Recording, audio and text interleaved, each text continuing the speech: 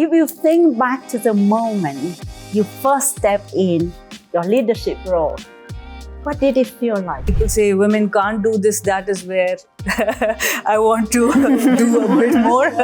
Obviously, it takes time to establish yourself and let others know that you mean business. For me, it really was understanding what my strengths were as a leader, what I had to contribute, but also, frankly, my weaknesses. As I grew into my leadership role, I think it was a lot of overwhelming situations and instances where I had to prove myself.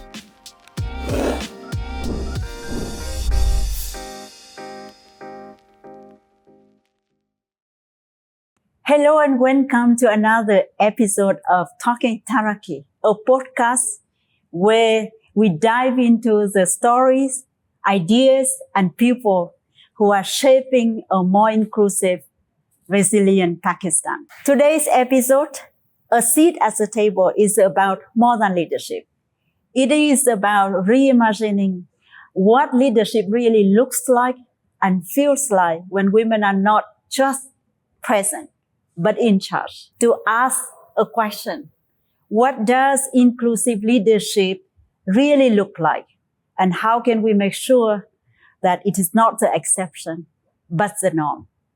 Let's begin. To talk about this, we have here with us today Aisha Humaira Chowdhury, Secretary at the Ministry of Climate Change and Environmental Coordination.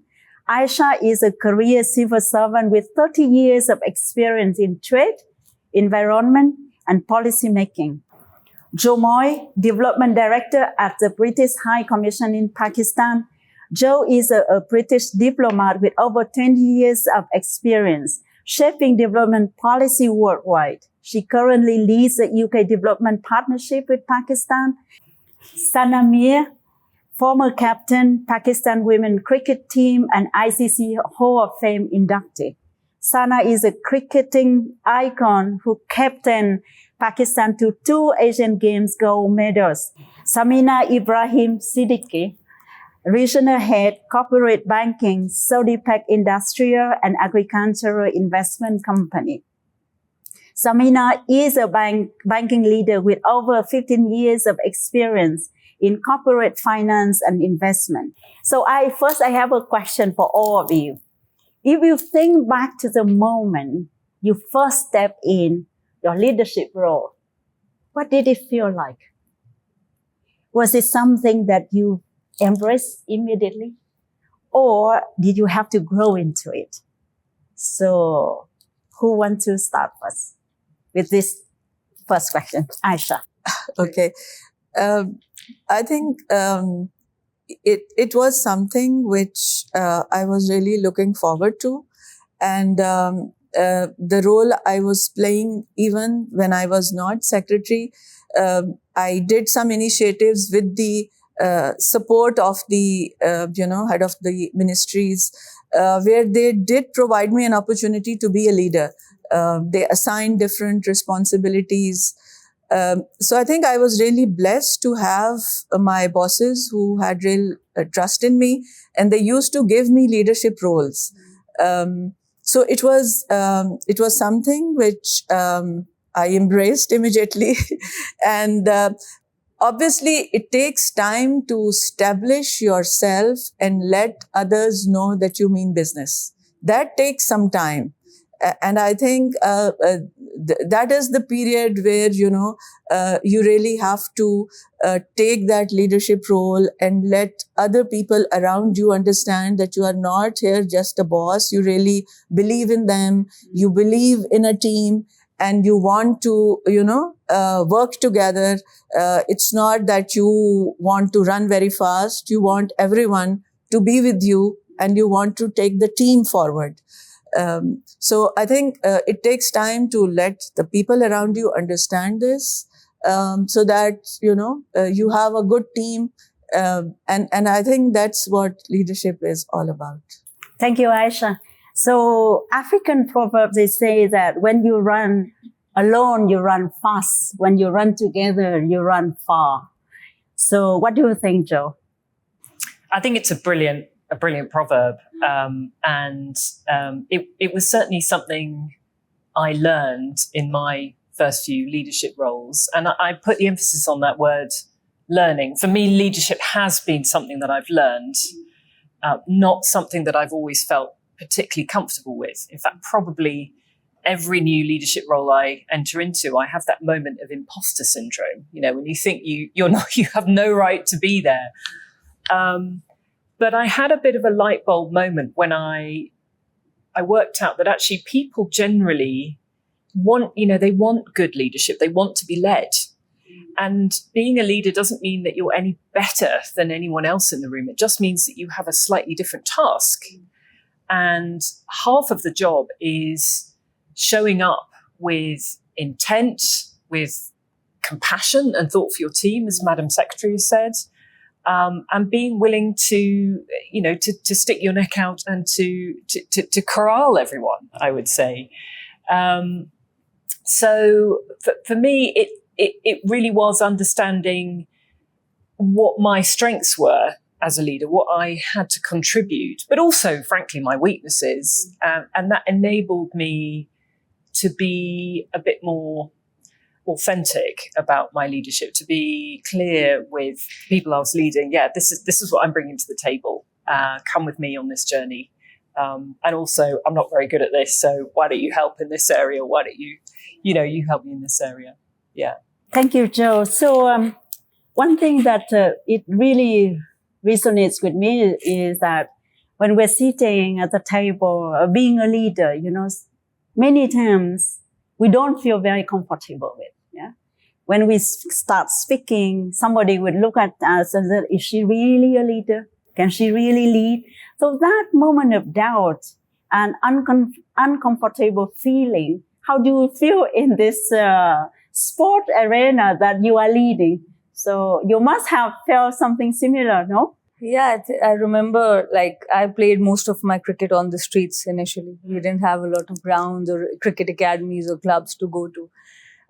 So every time I would go on the street, all the boys would kind of take a trial whether she's good or not. So from childhood, I got into that habit of proving myself as a cricketer. So I think that kind of became my second nature and was not too bothered when I actually stepped into leadership. But yes, I think that leadership is, as Jo also said, it's about learning all the time. I captained the Pakistan team for 8 years. And every year I feel I was a different captain to the team because the team kind of asked me to be a different captain, where the players are, what their state of mind is, what the opposition is, how the resources are. So I think your team kind of guides you what kind of a leader you can be. And I think if we allow that, it can shape us into better leadership. And I think that would be my take on leadership overall. Thank you so much. So resistant to change, when you are in a boardroom, most of the time we step in with so many men around the table, very few women, if at all. So that, and then now you come in and you lead. How do you feel? This is a very appropriate question because women, they are definitely considered to be part of the company. I must say that I had very good bosses who confided in me and who, led me to the place where I am at the moment. It's not only about women who are supporting you. Sometimes these are your leaders and mentors also who support you there. So that confidence that my leaders showed in me, that showed in the boardroom, and that allowed me to, stand out and put my point across with the authority and with conformity. As I grew into my leadership role, I think it was a lot of overwhelming situations and instances where I had to prove myself. And for that, I had to be a little bit more, outright and a little bit more, I would say, upfront with a lot of men of the same stature to let them know that this is look, this is my point of view and you can bring yours and then we can discuss about it. And that's how it goes about. So yes, challenges are there. And I think with passage of time, people also get to know that, okay, you are now there You're part of the table, and it's irrespective if you're a man or a woman. When you're given the seat at the table, you live up to it, and everybody should, embrace it like everybody else. Thank you so much, Samina. So now I have another question for Madam Secretary Aisha. You have built a very solid career in public service. Arena not always designed for women. So now if you look back at your career, and also the young version of yourself, you're still very young, but you're the younger version of yourself. What shaped your sense of purpose? And what did it take internally and externally to hold your ground, find your voice, and lead in systems that can often resist the change? I think I was really fortunate to have a home where discussions were not just what we are going to eat and wear and go to parties. It was more about the number of children out of school and, the plight of women. And, if there is a kachi basti around the, very the elite society, what needs to be done for those people. So those were the conversations which were around me even as a child. So I think that helps a lot in building a sense of purpose in your life. At an age where young girls were getting married and, having a career was not something coming naturally in my family. I mean, women were encouraged to study and do their own business. Some of them were doing. But like in Pakistan, mostly in households, once a girl is educated, done graduation or master's, having a career is not the first priority for the parents. So to establish within the household that I want to have a career, I mean, that required few conversations. And I was able to convince. I think that was the first step that, I do want to appear in the civil services exam, and I will marry after having a career. This was my stated position at that, age. So that helped me. And luckily then, even after marriage, the family was very supportive. I think to continue in your career, it's also important that you have a supporting network around you. So if the life partner is supporting, that creates a very enabling environment. Thank you so much. That is really inspiring, and I think that perhaps I could say it here for all of us, that we, all the women around the table, that we are very fortunate, very lucky, that somehow we are living in an environment that is very supportive, very conducive for our learning, for our growth, something that is not taken for granted. Many people don't have that opportunity. And I remember that I read about the inequality. Inequality, the worst form of inequality is the lack of opportunities. So Joe, you have a lot of opportunity to travel the world. You have worked across different countries and sector and political contexts, driving partnership, influencing change. Leadership in development is not linear. It's very different. It changes. It's dynamic. So could you take us back to a moment in your journey that shaped how you lead today? And perhaps, if you can share with us what really influenced the way you look at things and the way you look at leadership. Yeah, thanks. It's a really good question. So I think the example I have is actually quite recent. And it's from Pakistan. It's the floods that we saw here in Pakistan 3 years ago. I mean, just devastating 30 million people affected, a third of the country underwater. And the losses and damages and the needs arising from those floods, running into billions of dollars, like way more than Pakistan could finance, than the international system could finance.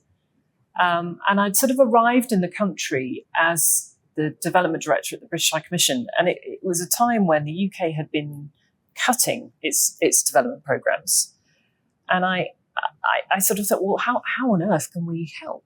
What can we do here to partner with Pakistan? The UK and Pakistan, as you know, we have a very close relationship. There are 1.6 million Pakistanis in the UK. So what happens here really matters to the British public. And I thought, well, what can I do to make a difference? But I guess what it caused me to think about was how you can actually start to do development differently.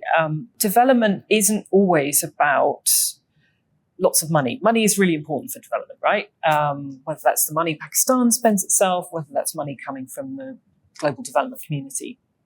But actually, sometimes development is as much about sharing expertise and know-how and building partnerships with other sectors, like with business, to try and solve problems. And so I pretty much spent the last 3 years thinking about how can we as the UK best support Pakistan to be able to overcome these development challenges into the future, not through throwing lots of money at the problem, but by building partnerships, sharing expertise, by being in it for the long term as well. I think, we as development partners, we need to be really, really reliable over time. And actually sometimes taking money out of that equation means we can be a more reliable partner because it's not subject to sort of political decisions. Coming towards the end of my posting now, I am thinking about development differently, how we use partnerships beyond money. But it's been a journey for me and my whole team, because when you've been in the development business for years and years and years, as many of us have been, you tend to reach for programmatic solutions. But I think now we need to look at that question differently. Thank you so much. I think that partnership matters to everything we do, right? So you have partnership at home, you have partnership at work, and you have partnership in society. And I do believe there's one thing to share is that FCDO and UNDP have a great partnership. And I'm very happy, very, very happy that we have that, because that trust is important. You need to build trust before you can do anything else. And trust has to be earned, not to grab. So with of course, when we work with Joe, it's not only as a head of FCDO, but as a person, a human being. So, UNDP team is always very fond of Joe, and the partnership that we build between the two institutions it's just growing and growing and growing. And we are very sad that she's leaving us soon, but her legacy stays with us. So talking about very serious business with civil servant, with institution, with government, with diplomats. Now I want to ask Sana about your life, You are born in a country where the role of women is not always appreciated. And you have to drive, you have to fight for this, especially in the area of sport, right? So cricket is something for boys, not really something for girls. You came in, you grab it, you change it, and you have a space for yourself. So that is, you become a role model for many girls, little girls in Balochistan, in KP, in everywhere, that they look up at you. So you have a very big responsibility to actually lead those girls to become somebody like you. So if you look back at your journey from the moment you play on the street to where you are today, what is the turning point that you say that this is what I want and this is what I am going to do? And it's not only for myself, but also for sport in Pakistan and also for all the girls in Pakistan. Share with us your story. Yeah, I think, like Madam Aisha said, I also come from a family where my parents were very supportive and they never distinguished between a son or a daughter. So I was given the same opportunity when it came to education. I was given the same opportunity when it came to sports even. Yes, till a certain age. There was a point after I was not allowed to play on the streets. Like whenever girls turn 14, 15, that happens. But otherwise, my childhood was a very happy one, one where I knew gender didn't play any role till that point when you were turning into your teens. And I think one of our poets, Illama Muhammad Iqbal, one of his poems, "Lab pe aati hai dua ban ke." It's a beautiful poem, and we would recite it every single day in school. And what's so special about that poem is it talks about how you can make your country proud. It talks about how the child wishes to bring equality and justice in the society, how the child wishes to be a support to the elderly, a voice to the weak, but it is gender neutral. So when I would recite that poem or I would be listening to it every day, those were my wishes. Like as a child, I grew up like I want to do that. My father was in the military, so he would wear a uniform and I was like, okay, something I can do for my country. But cricket, I fell in love with. So cricket became a tool for me through which I thought I could achieve all that. And I think then I was very fortunate again when the society, if people say women can't do this, that is where I want to do a bit more. So I think that kind of became a motivational factor for me, that just based on my gender, how can you say I cannot play sport? So I wanted to prove everyone wrong. And then I was grateful enough that I found other women who were willing to do that. And then we made a team out of it. But I think it starts from childhood. And that's why that is so important, your family support. And not all girls did have that support growing up. So that again became a huge motivation to change the perception, to change the thinking of the society through sports. And I was very fortunate that we were able to do that together as a team. We created so many role models. I remember there was one moment in my school annual play, we were on the stage. There were like maybe 10 or 12 boys my age, and they were holding poster of heroes from sports, mostly Pakistan. And they were all male. All the posters were male. And I was the only girl standing there with the poster. And I was like, what am I doing here? And then that kind of also clicked after a few years, that why is there a vacuum in women in sports? We would only see Steffi Graf as an athlete on television.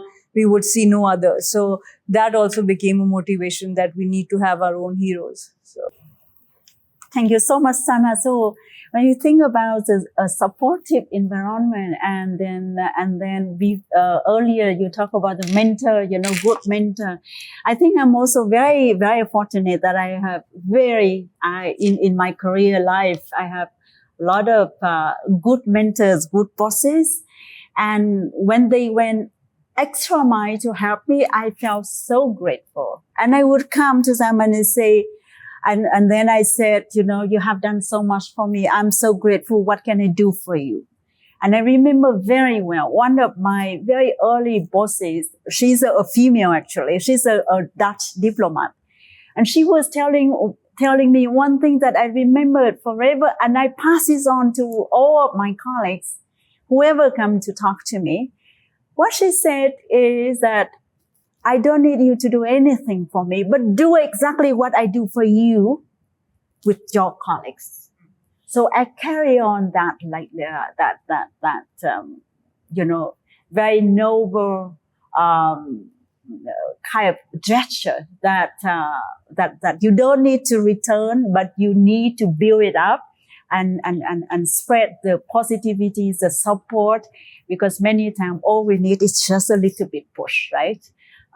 So I could hear exactly, resonate with what you have said. Now I want to ask Aisha, exactly linking it to this.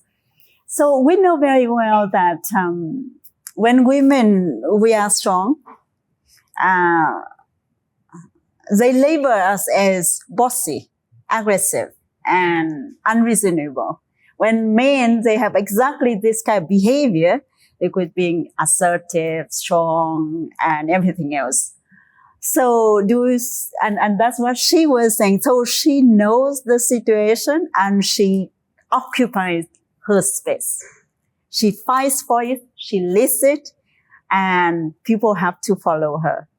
How do we do it in the government environment where you have many more men who are around the table? When you speak, do they listen to you, or you have to really, like her, go extra mile, occupy space, and then make your voice heard?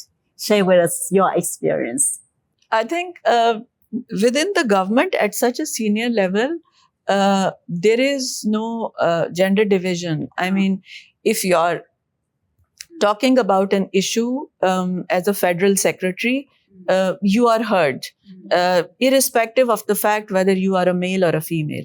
It does not matter. What matters is that ministry important enough within the economic scheme of the country. So the challenge is not that I make myself heard. The challenge is climate change on the agenda of everyone? So there you really have the challenge, because, it's cross-sectoral. You have to talk to various ministries. You have to talk to all the provinces. So the challenge is that, the issue is taken seriously. It is integrated in Pakistan's planning processes. And, in the future growth scenario, are we taking care of the climate changes and the global challenges that we are facing? So that is a challenging task. And I think, irrespective of the fact whether I am a female or a male, that challenge is humongous. Yes.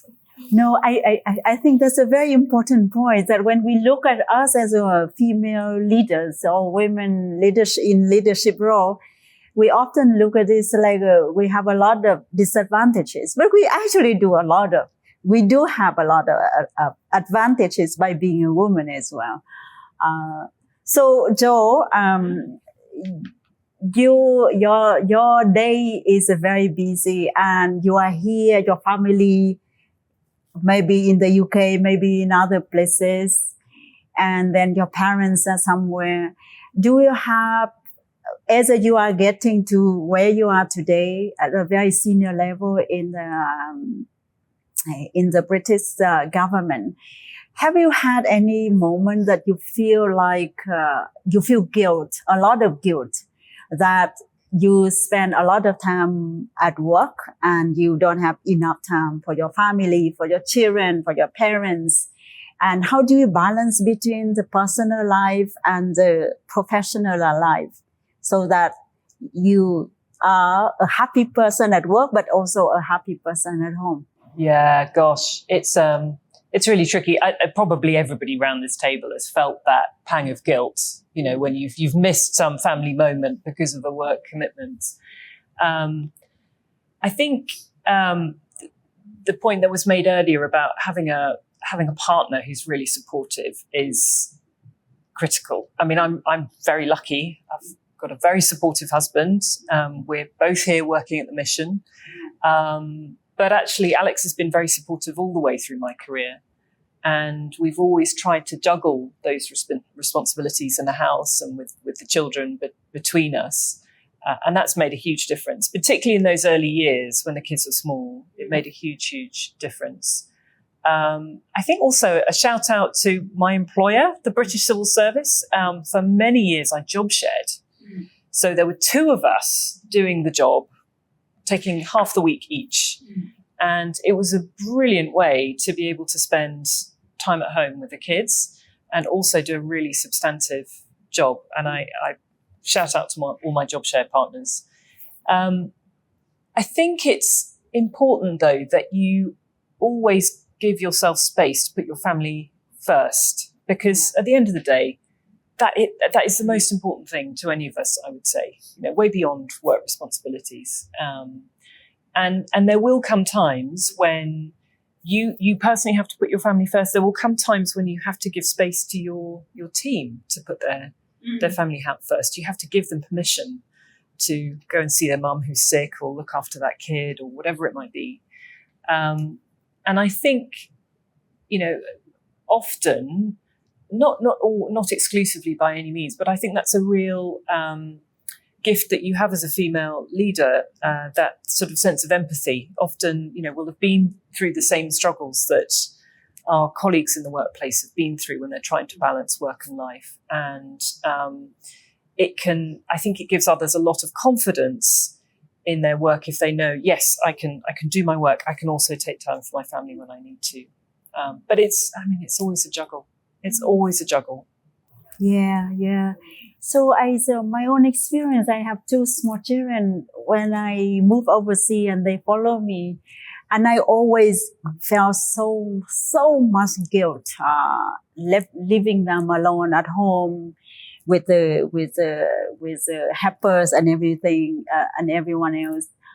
And then, but one day I remember very well when my daughter was saying at her prom night, where she was being asked to speak on behalf of her class, and I was down there. She was saying that there's one thing I wanted to say to thank to my mom, because thanks to her that I am here talking, and that experience no money can buy. So that moment I feel like, okay, all my guilt is gone. So at least, she appreciates, and perhaps something I did was right for them, to them. So that is, you do have the guilt, but you have a very happy moment on that one. So leadership can be also very lonely. When you feel lonely, where do you go? Who do you speak to? Yeah, I think my parents, especially, they have been my mentors throughout. I was very lucky to have really good mentors apart from them as well. So mentors and friends are a huge part of my life. Obviously, my brother and my sister, the whole nuclear family. But yes, leadership can be very, very lonely because everyone likes justice unless it's for someone else. And, so especially in part of a team where you have to slot in 11 people to play on the field and 4 people always miss out. So the ones who miss out are not always happy. So it's always kind of, you have to sometimes bench your best friend. So she might not talk to you for the next few weeks. So, and then sometimes it becomes serious also because players don't see, or they can't see why you did what you did. So yes, it can be very lonely. And I think that is where my parents have always stepped in. My friends outside cricket, they have been a huge part of my journey. And then a couple of my mentors, they have been, luckily both were female. One passed away in 2019, but the other one is still here. And that is so important for us to speak about our struggles, not being able to be at family occasions. There was a time I remember we spent 5 Eid festivals away from home consecutively. So we couldn't come back. We were on tours all the time. So it does take away. You miss so much of your friends and family's big events. But that's, if you're doing national duty, then that's something that you have to put up with, and it's a choice you are making. And as long as you can realize that it's a choice you are taking, then it hurts a bit less, because sometimes when we think, oh, this is happening to me, then you start feeling a bit more miserable. But if you understand it's a choice you are taking, I think things feel a bit better. But again, I think like everyone else, there's a price you pay for the life you choose to live, and it can never be perfect. Of course, that's very true. Also, in life, everything we make, they are all choices. This is up to us to make those choices. But as long as we can make those choices, we are already lucky. Because many times, for example, when we don't have the opportunity to work, if I choose not to work, that's my right. But if I am not able to work because of many reasons, then this is something that we need to address. So my last question for Samina, before I ask everyone one more question, is that I experience in the corporate space is that many times when they look up at you at a certain level like this, and they may not know the struggle you have been going through. They just see you today as today, right? And therefore, deciding to be a little bit vulnerable in front of your peers or your colleagues or your junior female colleagues actually could help a lot, because then they know that, okay, she has also gone through these things that's so much like me at work, at home, and all this. So sharing and being vulnerable actually could help. And we see it in different instances. Do you feel the same? Have you experienced the same moment like this, that by being open and vulnerable and sharing with your junior colleagues, that actually helps them to step up and to try to be somebody like you? Well, this is quite a reflective sort of a question. I have to go back in time and see.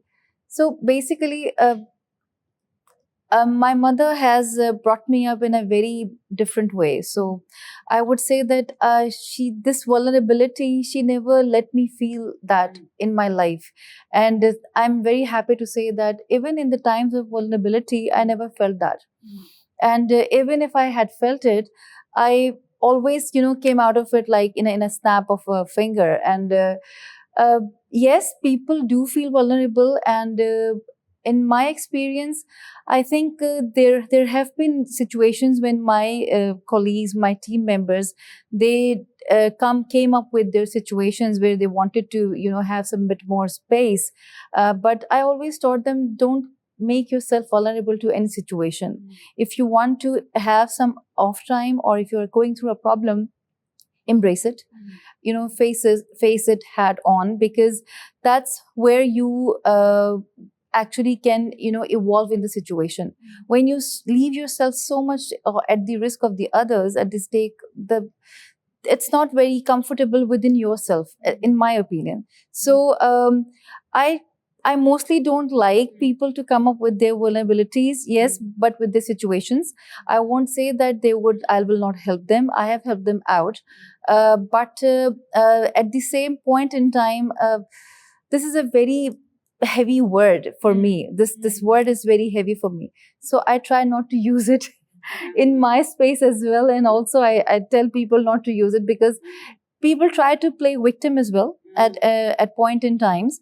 And if the problem is genuine, for example, I'll give you an example of my own self. So back in the day when I was in a commercial bank, that was my managerial post. I was not a leader then. I went to my boss and I told him that my mother is not feeling well and I have to take a time off, and I have to travel to US. I'll go quickly and I come back. I just have to drop her there, and I'll come back in a week's time. And then this happened a couple of times before earlier, because I'm the only child who can travel with her. All of my siblings, they're settled in their lives, so they have responsibilities. Being the only girl left unmarried, so I had to do the honors. So I went to my boss and I told him that this is the problem. And he said, this is going to happen all the time in your life. You have to fix it. And that was the day I told him that I'm not asking for any, grievances or anything. I'm asking for a day off, a week off, which is my right. I resigned at that time because he did not give me that liberty to, to have that time off. So he was thinking that I was playing victim, but my problem was genuine. And I told him that, look, nobody tells me what to do with my parents. These are my parents, and I have to take off, and I have to go and travel with her.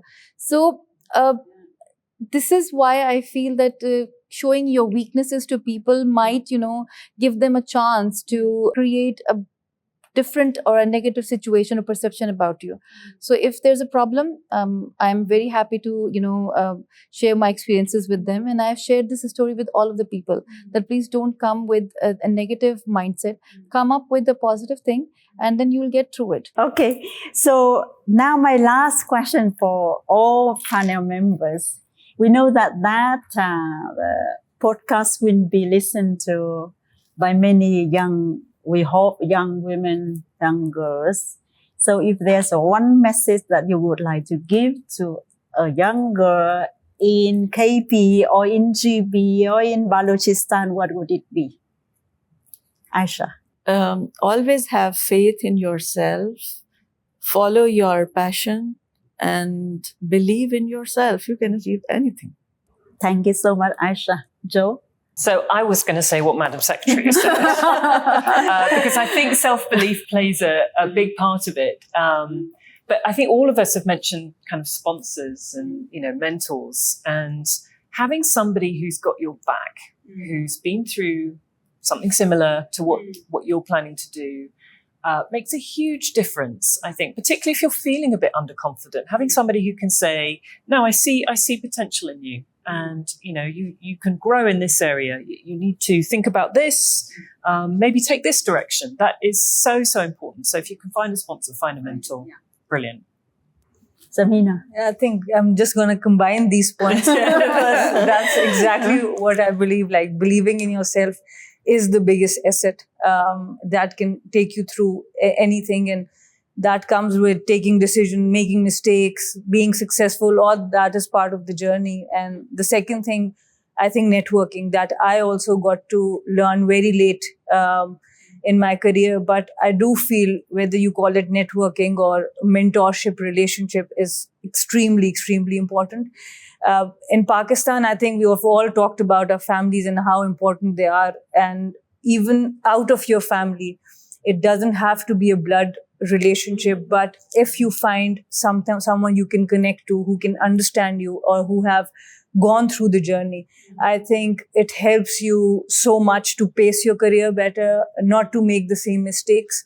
So I found great mentors outside my family as well, apart from the ones in family. So I think as women, we need to go out there and build that support system for us. It's not only about having a family, that is definitely a support system, but people who are genuinely your well-wishers, we need to surround ourselves with such people. And that kind of really helps you make better decisions, be more stronger, because we are generally more emotional, which can be, I think, a bigger strength in leadership if you are emotionally intelligent, and women are.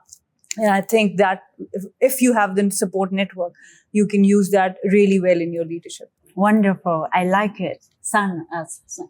So all of them have said everything altogether. The only thing that I would like to add is, since I have been mentoring a lot of startups, a lot of young female who are coming up as entrepreneurs from different parts of the country. So what I've seen in them is that they do have support system, they do have mentors. I would want this Gen Z probably to stay focused. Yeah. Their focus is very important. If you can believe in yourself, they do believe in themselves. They do have good networking, a marvelous networking skills. We can never, have those skills in life, but their focus somehow, they waves away from focus from time to time. So the young generation, they need to stay focused, and they need to see a larger picture rather than, looking at a very shorter point in time. So this is what I would want them to carry in their mind alongside this support system is very, very important, because like you said, leadership can be very overwhelming. It is definitely. You have a lot of sacrifices going on in your situations, in your workplace, everywhere. So venting out is very important. Women usually don't vent out that much, Men, people say that women talk a lot. I've seen men talking more than women, and they gossip more than women. So we should network, we should, stay focused. And that's all. I think that's a long way to go with all these things. So with this, thank you so much, everyone, for a wonderful conversation today. And I think that this is the first of the many, and we hope that we will be able to have another conversation on another topic that matters to all women here. Thank you so much, ladies, and everyone for joining this very important conversation. What we have heard today is more than a reflection of leadership. It is a call to expand the very definition of it. These women didn't just ask for a seat at the table. They brought their own chairs. They rebuilt the table, and they opened the doors for others to join. As we look ahead to 2030 and beyond, one thing is very clear. Inclusive, empathetic, and value-based leadership is not the nice to have. It's essential to Pakistan's progress. To every young woman listening, you belong in every room where decisions are made. And if a room doesn't exist, build it, and we will be cheering you on. Thank you for joining us on Talking Taraqqi. Until next time. Thank you. Thank you. Thank you.